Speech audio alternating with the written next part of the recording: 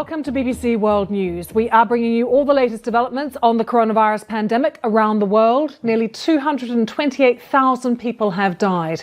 But let's start in South Korea, once one of the worst hit countries. It has recorded no new domestically transmitted cases for the first time since the outbreak peaked 2 months ago.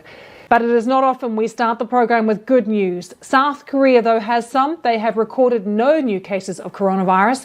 That's after one of the toughest responses to the pandemic. Let's take you straight to Seoul. We can join the BBC's Lorabei커, who is there for us. What a landmark moment, Laura. How did they do it?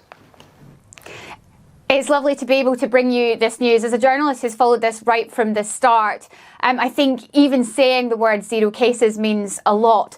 They really went after this virus. They were ready for this pandemic. They had a test prepared within a few days of the first confirmed case. They then set up a number of labs, 100 labs, to process those test results in a few hours. 600 test centres were set up across the country, including 80 drive-thrus. Anyone who thought they had the virus could have a test. So that was the testing, all ready to go. Then came the tracing element, the tracking element.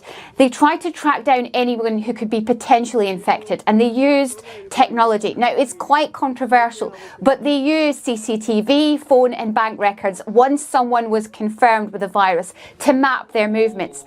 Those details were then sent as an emergency text alert to people who'd been in that area. It was a targeted text. It would tell you the information, where the patient had been, who they were, their name, their age, their occupation, and it gave you an idea if you might have been sitting next to them. That way you knew to isolate yourself and get a test. But it's this aggressive use of testing and tracing that appears to have got this outbreak under control. And Laura, what about people's attitudes? Because presumably trust in government and trust in science is high.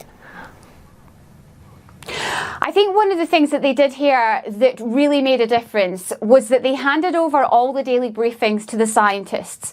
So we had 2 briefings a day, which sounds quite a lot, but every day the chief of the Korean Centre for Disease Control stood up in front of the cameras and answered questions for over an hour. Actually, yesterday she answered questions from children because it's been Children's Day. So it was that message. It came from the scientists, not the politicians, and I think that helped ensure the kind of feeling of transparency, the feeling that they were being told the information that they needed to hear. It's worth also pointing out that this country has never been in lockdown. Yes, it was part of a social distancing campaign. Yes, a number of places were closed, but restaurants, cafes have remained open. Businesses have been able to trade. It's kept the economy moving, even if it's been more sluggish than before. So that has also helped. It's also worth remembering that all of these measures have meant that fewer than 250 people have died. Now, I was in the worst hit region of Daegu 2 months ago. Ambulances were queuing out the door, and doctors were telling me then that they would get this under control. I have to admit, at the time, I was entirely sceptical, but they have kept their word. They have been utterly determined. And the testing, the tracing, and also the fact that they've managed to kind of make sure that anybody who's been infected has been isolated has ensured that they've got it under control, which has meant they can give one-to-one patient care. And that, they believe, means that fewer people have died. Yeah, quite a moment for South Korea. Laura, good to have you with us. Lorabei커 there from Seoul.